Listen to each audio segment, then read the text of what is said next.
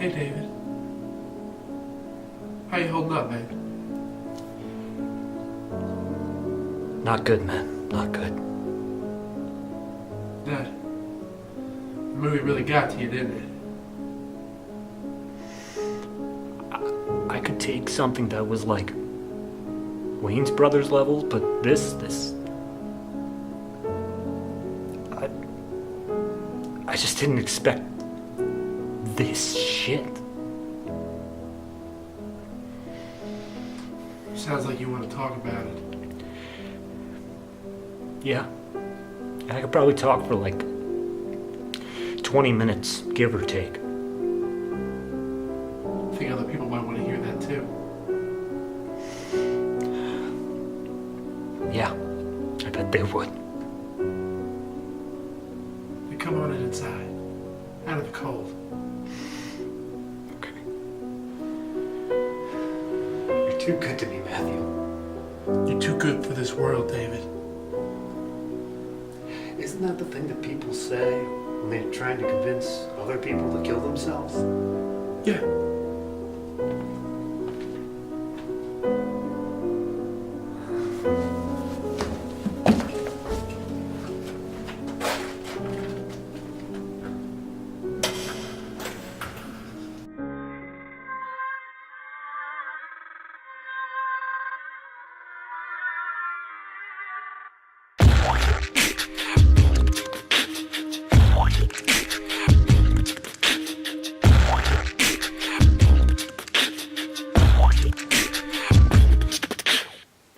We watched a movie today.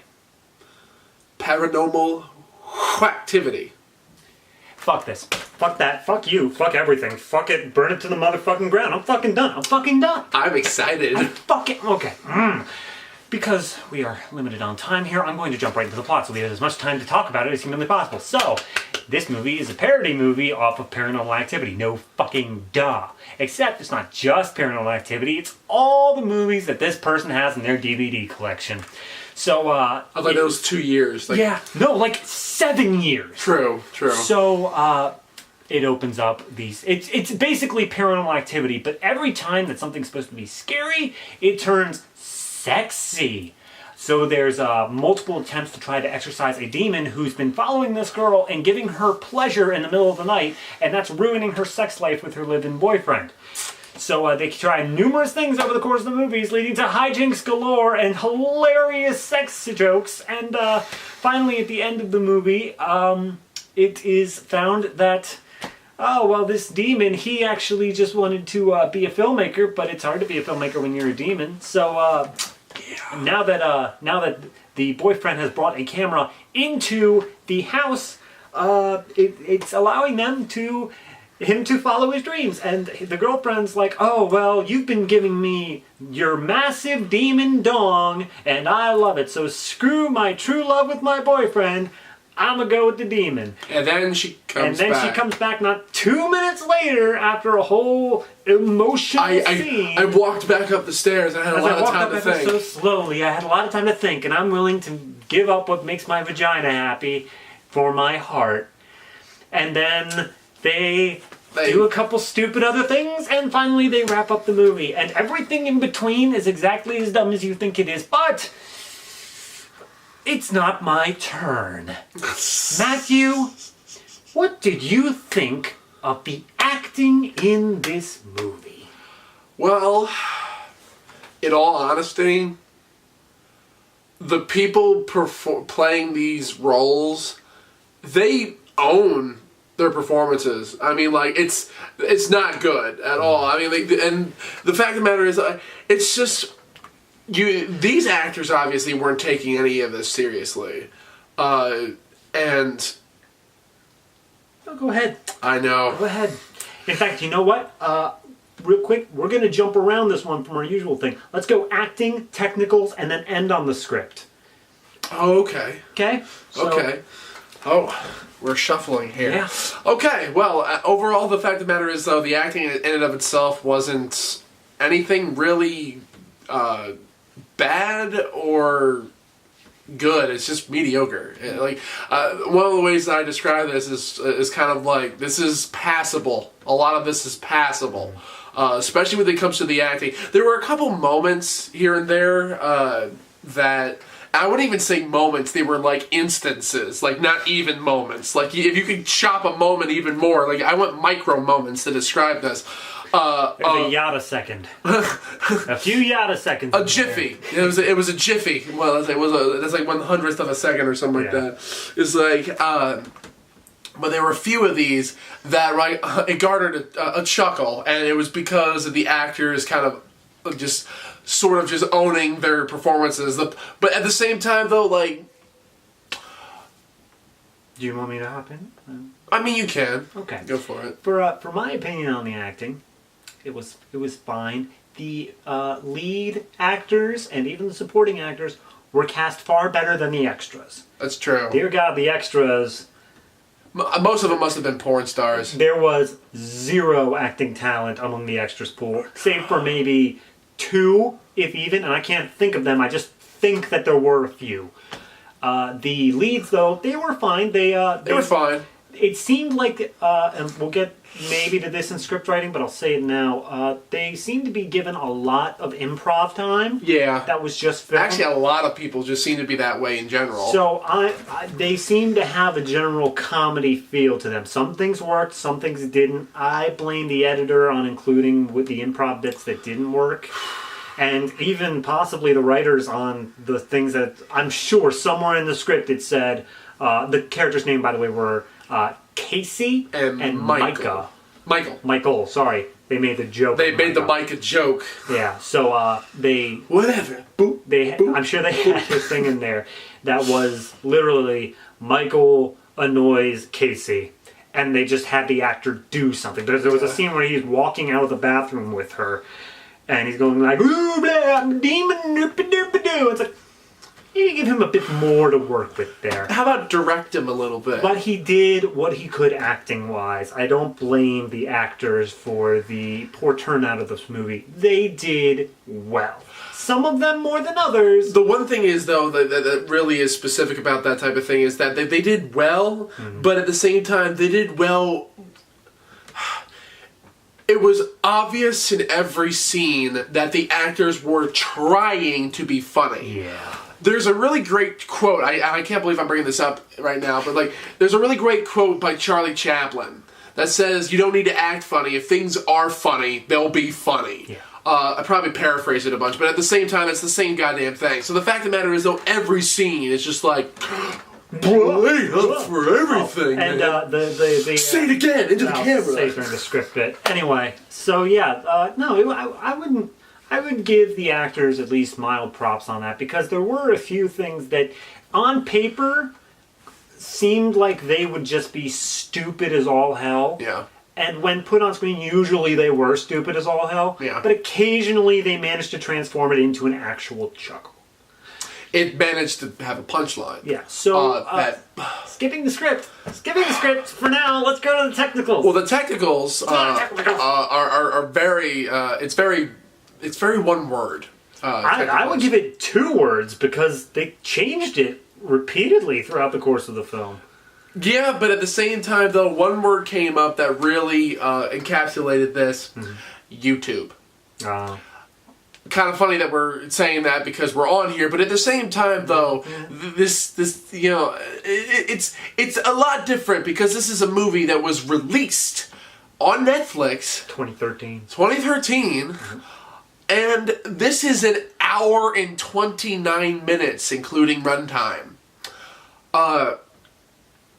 Honestly, like after like the first, what was it?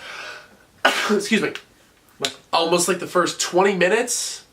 I was literally like, how in the fuck are they going to be able to pad out the rest of this movie? And the quality, the video quality of it kind of went along with that. I will say one thing, though, that this movie actually had over Paranormal Activity. there's a good portion of the movie that isn't being filmed from the camera that the people are holding. Not even a good portion. I would say most of it. Yeah. I mean, and to be honest, actually, there was a movie that came out recently. Well, not really recently. It was a few years ago, but it was called The Quiet Ones. And it was released by Hammer Horror. And that combined together, like... fourth wall camera work and actually in location camera work and whatnot. And I think that did a decent job. But at the same time, though, I'm a person who doesn't really care about found footage for the most part. I think most movies just don't do it well. Like The Quiet Ones, I thought was one that did a decent job at it and stuff like that. I've never been smitten with any of the Paranormal Activity movies. So the fact of the matter is, though, this movie just made it even more painful. For technicals, I guess I'll go ahead and jump in with there was the in-camera, found footage-esque sort of stuff and things where I was like, oh, night 7, and it's just the time lapse of them sleeping. Oh, there's one thing I want to say. Oh, hurry. The day for night fucking shot in this. I'll bring it up. So there was the 2 ways that it was shot was the in-camera footage and the third person, just general film way of doing things. The omniscient, unnoticed camera. But the weird thing was that omniscient, unfocused camera during like 4 different scenes completely changed style. Yeah. Like everything else felt like kind of like, would you say like 3-point lighting sort of way? Like very much set up, sort of. Yeah. And then there were certain scenes that like there was a party scene and there was and it wasn't the whole party scene, it was just one part. There was a dream sequence and it had a very, for lack of a better word, cinematic feel to it. It was much higher quality. I mean, maybe a possibility that could have happened. I don't know. I haven't checked the credits, but maybe they swapped cinematographers. There was only one credited cinematographer. See, like, the thing is, I don't really have an explanation. Maybe it was like The Room. Where just occasionally... occasionally the other person decided to direct the damn thing. But no, it was strange. It wasn't so great that all of a sudden it was like, wow, this is actually looking really good. It's like, no, this is a moderate increase in decentness. Except for the party scene. Yeah. The, overall, though... A little TNA always helps. Overall, in the way of technicals, it was just, a standard... I would say parody film. It felt like Freeberg and Seltzer level of parody film. Okay.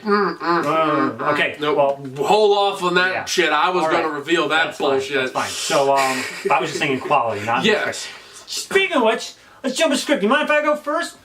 I've been waiting for this. Okay. Here's what we're going to do. I'm going to list over the movies that were parodied in this film real quick. So we open up with Paranormal Activity. No duh. They had a recurring cast member of an Ernie Hudson impersonator from Ghostbusters. They also, which we'll get into in the script. They had a whole scene where they were trying to revitalize their sex life via VR goggles that were doing Avatar. They had a thing at the end where they were trying to get rid of the demon, and it ended up going through a dream sequence a la Inception. Inside the dream sequence, they had Precious. Because... And also, I think there was also some nods to David Lynch in there, too. Possibly. But that's personally just what I think. The party scene featured the character ripoffs of The Hangover. And Jackass, I think, too. Maybe. And... So, maybe. After he supposedly gives his girlfriend an orgasm, despite him not actually doing that, they took the musical interlude scene from 500 Days of Summer. Now... Whether you like or dislike 500 Days of Summer, that's your prerogative. I don't care. I happen to like it. Why the fuck are you touching that fucking... What the fuck is wrong with you? Are you fucking kidding me? 2005 that movie came out. You're doing a fucking horror parody. And you think that is okay to do? I'll go ahead and ignore Avatar because it was kind of new and it was the highest grossing film in a long fucking time. Same goes for Inception. I'm willing to let that slide. I'm willing to let slide the Ghostbusters thing because hey, demons, makes sense. I'll give it to you. Hangover? Nah, I'm not willing to let that one slide. Because that's fucking stupid right off the bat. That was already old by the time you were making this movie. But 500 motherfucking Days of Summer. Are you fucking stupid? What in the fuck are you thinking? Do you just reach your fucking hand into your DVD collection and say, oh, I guess we're doing this, and this, and this? Make a fucking conscious decision to make a good fucking movie. I don't give a shit. If you go ahead and make the least funny thing in the world. But you have to at least have the content that fits your fucking topic. I'm not going to go ahead and make a parody movie of fucking David Lynch and then throw in Michael Bay. That's fucking retarded. Besides that, a few fourth wall breaks and a few jokes falling flat was enough to push me over the edge. But I digress because I have gone over my allotted time. Matthew, go ahead. Well, I mean, I can't really follow that up really well. But at the same time, though, as David alluded earlier on in the review, is the fact that this plays back to Freeburg and Selzman. Now, you can look back to any of the fucking reviews we've done involving parody movies with me bringing that shit up. And we haven't had a chance yet to really actually go over those types of movies. And the thing is... We did attempt one time to do Starving Games, but we couldn't. Yeah, the thing is, though, alright, the way that David just reacted right now is how I react at their movies. How that pair of motherfucking pieces of shit are still able to make movies and still get them released. Now, alright, to be fair, is like I'm gonna take a little bit of an angry moment here, and it's not really indignancy here. It's just the fact that obviously I'm in the processes right now of actually working on a much bigger budget film than I normally have. This is a bit of a personal note here. And this is going to be on the level of this type of movie being released. So most likely that actually might have a release date. But the difference with that being, I have been working in the film industry for a better part of almost 10 years. I've made well over 15 films. And I can't find... For the life of me, it's taken me 10 years to finally find a situation and an agreement with a production company that I'm actually able to take the helm of a production of an actual production to the degree far beyond my previous work. And this fucking movie gets released on Netflix, which is nothing more than...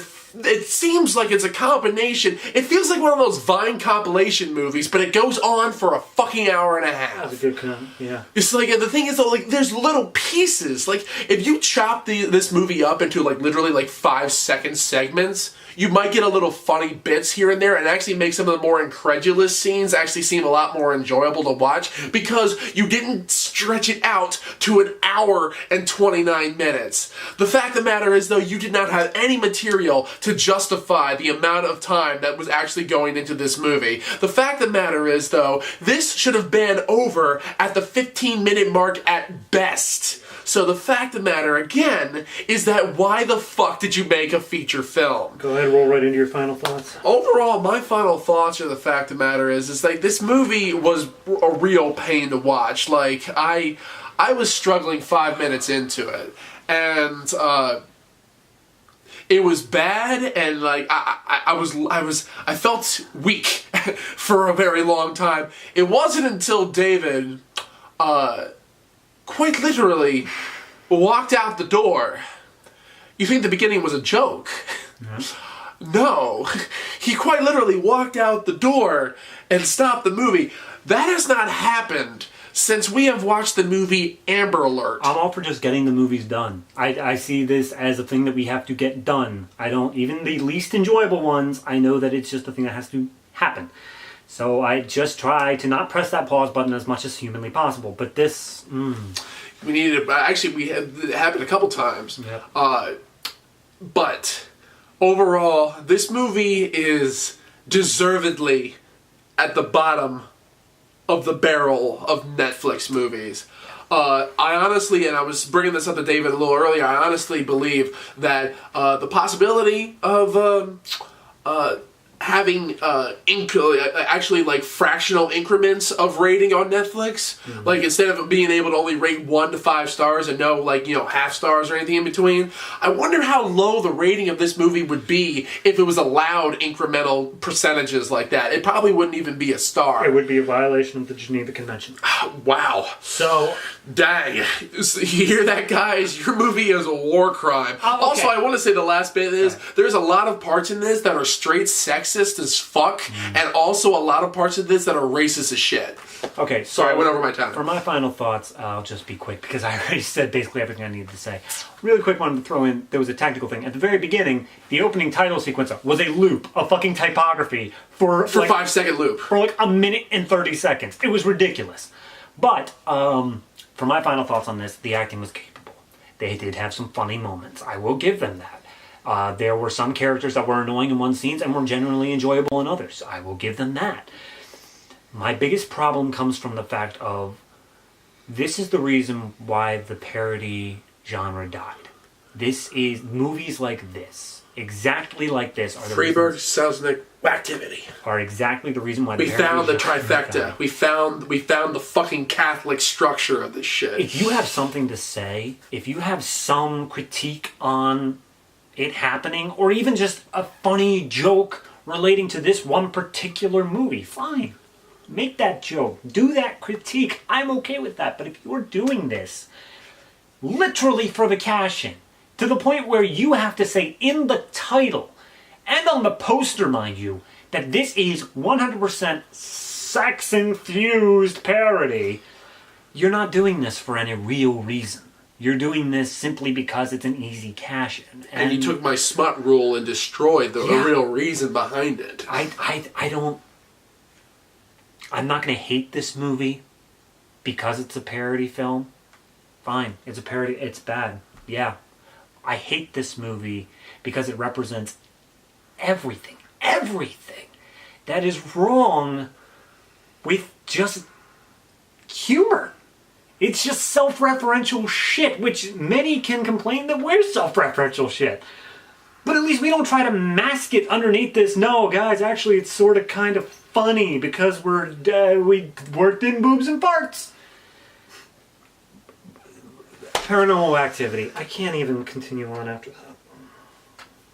Can't either.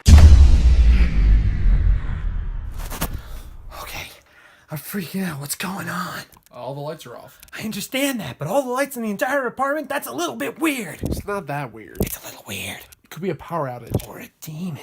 What? What was that? What? There it is again. Someone just said what? It was me, David. Come on, we gotta go check it out. David, hold on a second. Oh, everything's so scary and single lit. David, why are you goose-stepping to the apartment? Because this is where the demons live. David, this is where you live. And so do you. Does that make you a demon? You knew that already. So I did. Very tricksy for a ghost. Demon. Ghost demon.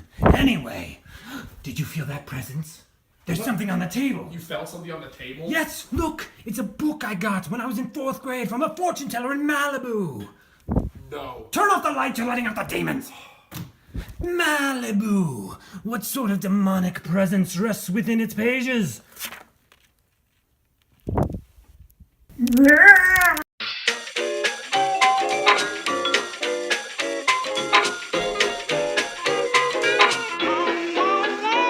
All the bad boys want some road, it's strict.